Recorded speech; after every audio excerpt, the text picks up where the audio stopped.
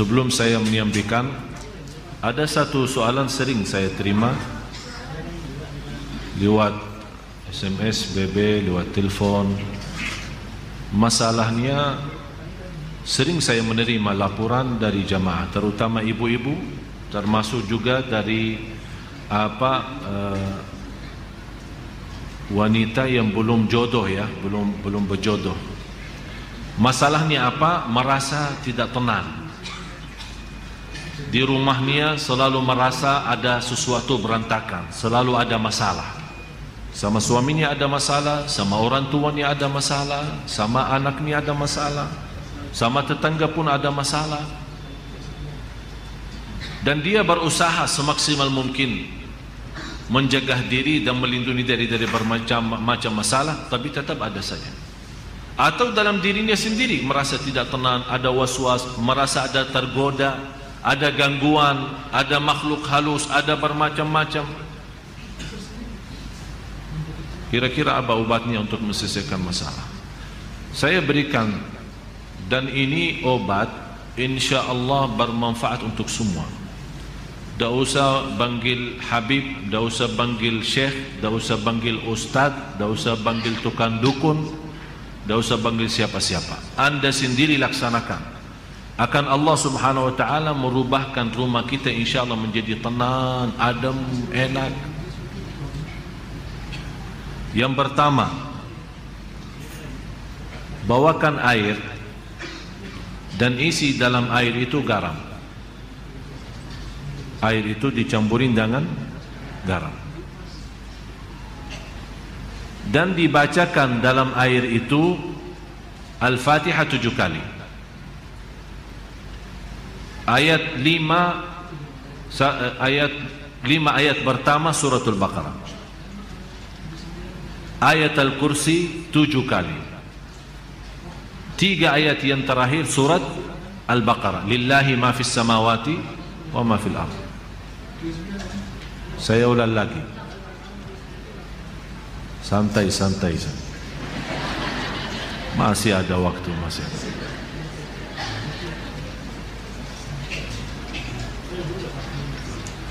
Air, isi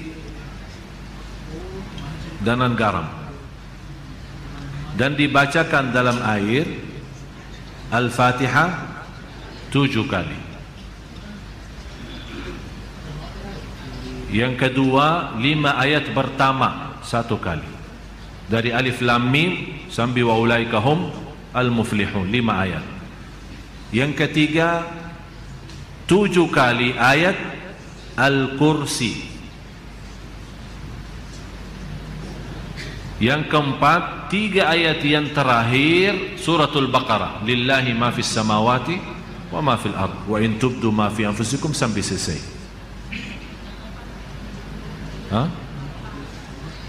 Yang keempat, 3 ayat yang terakhir suratul Baqarah. 284, 285, 286. Kemudian Qul huwallahu ahad 3 kali. Qul a'udzu birabbil falaq 3 kali. Qul a'udzu birabbin nas 3 kali. Kalau anda merasa masih asing, boleh ditambah air dan silahkan minum. Bisa diminum. Kalau anda merasa terlalu asing, belum kuat karena garamnya terlalu banyak, boleh ditambahin air. Ini satu, untuk minum. Jelas? Yang kedua, bawakan emper besar, isi air dengan garam. Ini untuk mandi boleh. Bapak Ibu, ini serius saya bicara ya. InsyaAllah anda cuba, InsyaAllah semua masalah dalam hati, dalam perasaan, dalam jiwa, dalam fikiran, InsyaAllah selesai. Emper besar, isi air dan campur dengan garam. Bisa bagi mandi. Ayat yang dibaca sesuai ayat yang saya sudah kasih tadi. Boleh. Bagaimana cara bacaannya? Bacaannya habis anda baca, tiup dalam bukan meludak ya, tiup saja.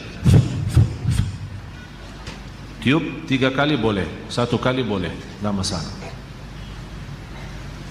Yang ketiga, berarti yang pertama minum, yang kedua mandi, yang ketiga ember besar, isi air dan garam, dan kalau biasa suka bersihin rumah kan, lap-lap, suka lap-lap kan? Hah? Pel?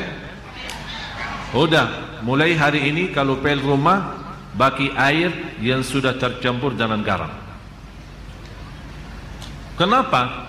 Supaya meyakinkan garam itu di dalamnya ada energi positif,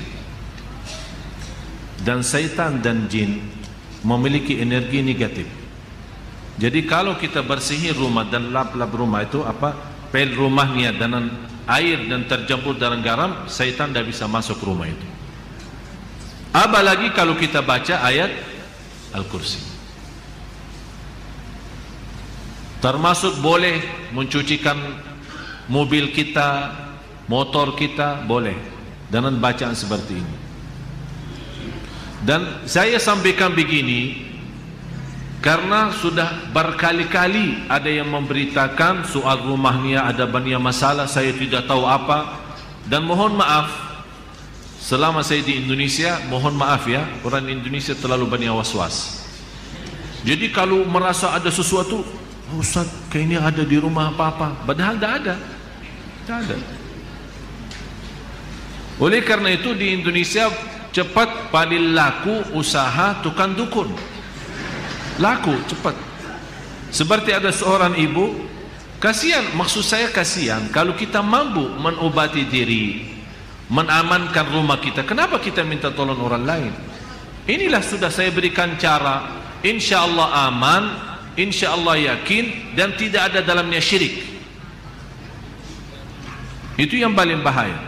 Ada seorang ibu kemarin minta sama saya tolong untuk masuk ke rumahnya, karena habis saya isi tabligh akbar di salah satu daerah di sini di Jakarta tidak jauh, dan dia minta tolong sambil nangis, ibu maaf saya tidak bisa, kalau mau masuk ke rumah berarti semua jamaah minta masuk ke rumahnya. Jadi lain kali dah ini saya sudah berapa lama tidak bisa masuk ke rumah saya. Kenapa? Ada banyak hantu. Sambil tolong Syekh datang. Barangkali dengan datangnya Syekh terusir ini hantu-hantu. Ini juga masalah sebenarnya. Ucapan hal seperti ini, memiliki keyakinan kalau seorang Syekh datang hantu bisa terusir, itu sudah punya fikiran salah. Cuma sekarang ini bagaimana saya mengobati masalah ibu ini? Saya terima, saya datang. Terus ibu apa cerita rumah ini? Ceritanya saya pernah didatangi seorang kiai, katanya kiai, katanya. Tapi begitu dia masuk ke rumah, dia langsung berkata, bu, di rumah kamu ada banyak hantu. Mulai dari situ saya takut. Jadi saya minta tolong para kiai lain, tidak ada yang mau datang ke rumah saya. Malah saya bertambah takut. Akhirnya ada seorang dukun yang mau bantu, tapi dengan syarat dia mau membacakan apa, saya tidak tahu mau baca apa.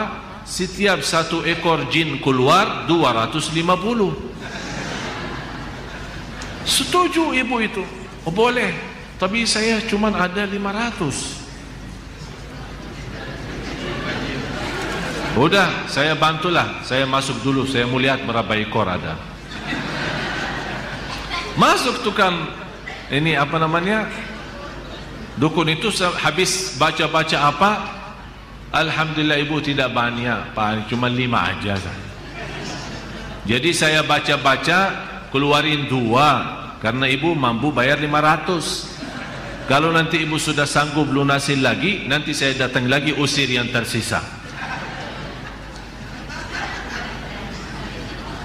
Dan kasihan ibu percaya. Sambil sekarang dah mau masuk ke rumahnya, sambil saya ketemu dan disuruh saya masuk. Jadi ibu sekarang yang tersisa cuma 3 ya. Karena katanya 5 kan, yang terusir 2, tinggal 3. Terus ibu membayar ke saya berapa? Tidak apa-apa, saya ikhlasin, tapi yang penting bantulah. Udah begini aja, saya masuk, ibu tunggu di luar.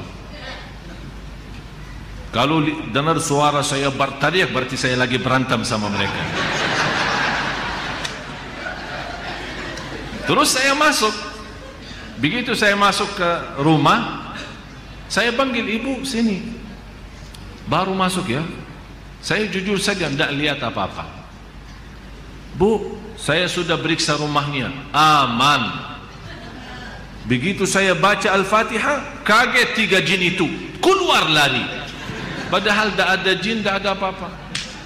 Terpaksa saya bohong supaya menghilangkan keyakinan dia yang sudah cukup parah, sudah lama. Alhamdulillah, baca 1 kali bu, sudah hilang semua. Terima kasih Syekh. Berarti aman sekarang, tidur.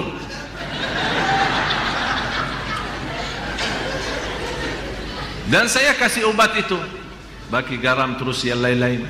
Terus dia bawakan amplop, lumayan lah.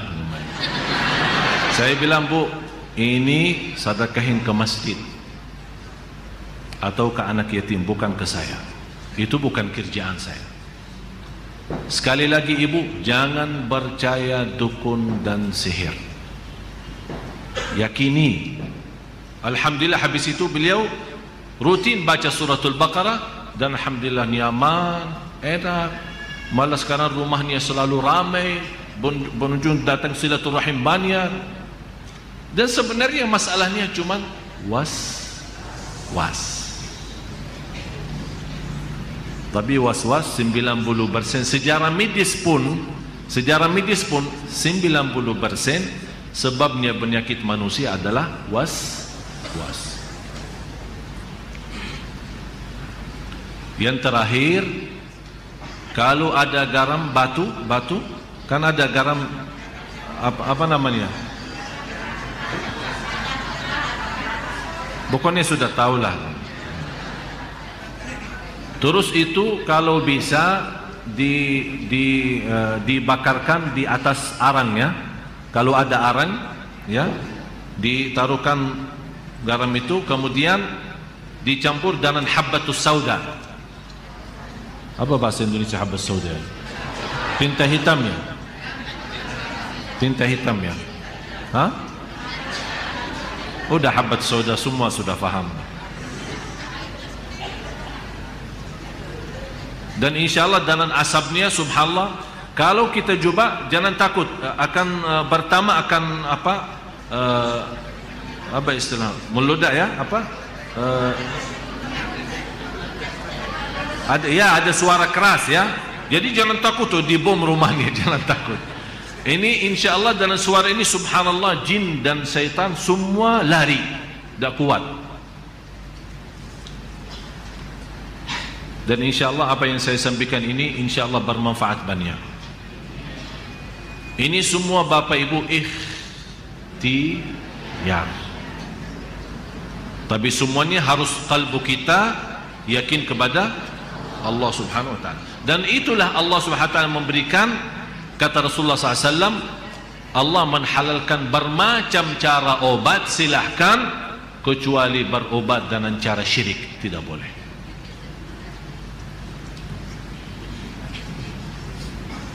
Mudah-mudahan Bapak Ibu berkenan mulai malam ini atau besok pagi kalau lagi mau bersihir rumah, minta sama pembantunya ya, rumahnya itu bagi air sama garam. InsyaAllah dijauhkan oleh Allah SWT dari godaan, dari penyakit, dari bahaya waswas, dari jiwa tidak tenang. InsyaAllah semua bisa diatasi dengan izin Allah Subhanahu wa ta'ala.